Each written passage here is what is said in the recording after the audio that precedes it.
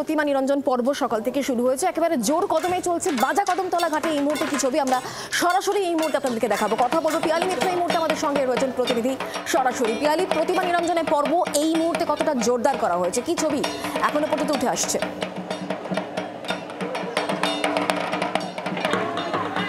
একেবারেই দেখো, আজকে সকালের পর থেকেই কিন্তু এই ঘাটেও প্রতিমা নিরঞ্জন শুরু হয়েছে। কলকাতা শহরের 18টা ঘাট এছাড়া 9টা পুকুরে সব মিলিয়ে প্রতিমা নিরঞ্জন চলছে। বাজা কদমতলা ঘাট তার মধ্যে সব থেকে গুরুত্বপূর্ণ, এখানে প্রচুর প্রতিমা আসে। গতকালকে আমরা দেখেছিলাম প্রচুর যেগুলো বাড়ির পুজো সেগুলো এসেছিলো এবং বেশ কিছু বারোয়ারি বা ক্লাবের পুজো সেগুলো এসেছিলো। আজকে বড় বড় যে ক্লাব বা যে বারোয়ারি পুজো সেগুলো আসতে শুরু করেছে। ইতিমধ্যেই তুমি দেখতে পাচ্ছ যে ক্যামেরায় একটি প্রতিমা এসছে এবং তাকে ঘোরানোর পালা চলছে। তার সঙ্গে সঙ্গে এখনো পর্যন্ত মোট 63টি কিন্তু যে প্রতিমা সেটা নিরঞ্জন হয়েছে এবং একদিকে যেরকম প্রচুর মানুষ আসছে যারা বিসর্জনের সঙ্গে যুক্ত, তার পাশাপাশি ফরেনার্স কলকাতা শহরের এই যে প্রতিমা দর্শন সেটা কিন্তু একটা দেখার মতন হয়েছে।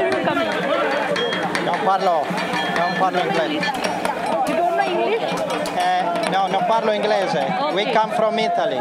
You come from Italy. How do you like this celebration and immersion? Very good, very good. দেখো, ইতালি থেকে একটি প্রতিনিধি দল এসছে এবং এই যে প্রতিমা নিরঞ্জন সেটাও কিন্তু, যেটা গতকালকেও কথা হচ্ছিল, যে অনবদ্য একটা অনুভূতি বা অনবদ্য একটা দৃশ্য, যেখানে লাইন দিয়ে পরপর প্রতিমা আসে, বাইরে মানুষজন সেই সেলিব্রেশন করে, ঢাক বাজে, সিঁদুর খেলা হয়। সেই মুহূর্তটার সাক্ষী থাকার জন্য সাধারণ মানুষ যাদের হয়তো কোনো বাড়িতে পুজো নেই কিন্তু তারা দেখার জন্য ছুটে আসেন এবং তুমি দেখতে পাচ্ছ যে একের পর এক প্রতিমা কিন্তু নিয়ে আসছে। এখানে যারা বাহকরা রয়েছেন তারাই ঘোরাচ্ছেন এবং প্রত্যেকটি বাড়ির 1 থেকে 2 জন করে থাকছে। তারা মূলত তাদেরকে অ্যালাউ করা হচ্ছে, তারপরে কিন্তু সরাসরি গঙ্গার ঘাট পর্যন্ত নিয়ে যাওয়া হচ্ছে। এখনও কলকাতায় এই যে বাজা কদমতলা ঘাট সেখানে 63টা প্রতিমা নিরঞ্জন হয়েছে এবং আজকে যেহেতু শনিবার অনেকগুলো, গতকালকে প্রায় সবগুলো ঘাট মিলিয়ে 2000-এরও বেশি প্রতিমা নিরঞ্জন হয়েছে। আজকে সেই সংখ্যাটা আরও বাড়বে বলেই মনে করা হচ্ছে এবং আজকে সব থেকে বেশি সংখ্যায় প্রতিমা নিরঞ্জন হবে বলেই কিন্তু মনে করা হচ্ছে। হ্যাঁ পিয়ালি, ধন্যবাদ। এবার শোনাবো মেয়র ফরহাদ হাকিম, তিনি গিয়েছিলেন, তিনি ঠিক কি বলেছেন প্রতিমা নিরঞ্জন পর্ব নিয়ে, শোনাবো তার বক্তব্য। কালকে এটা একটা রেকর্ড হয়ে গেল। আগের বার প্রথম দিনে 900 হয়েছিল, কালকে 1800 আর 300 মানে পুকুরগুলো মিলিয়ে প্রায় 2100 মতন প্রতিমা বিসর্জন হয়েছে।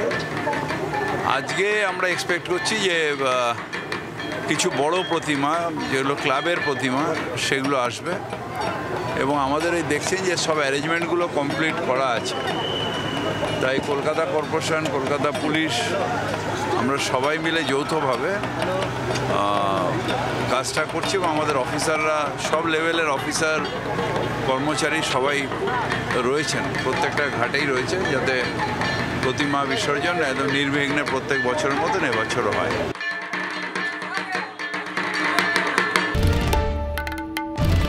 বাংলার আওয়াজ, বাঙালির আবেগ, জি 24 ঘন্টা।